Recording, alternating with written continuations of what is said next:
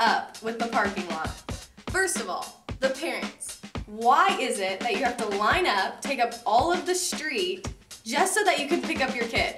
Have you guys ever heard of carpooling? Pretty sure you could fit, like, these days with your Escalades, like 5 or 6 kids. How far are you taking them? What, like Tree Lake or across the street? I mean, everyone pretty much lives in like a 5-block radius of Granite Bay High School. It's ridiculous. Can I just talk about the juniors now? I mean, honestly, like, how long have you been parking in the parking lot? Just this year, right? So why do you feel like you can cut all of us off when you're leaving after 4th period?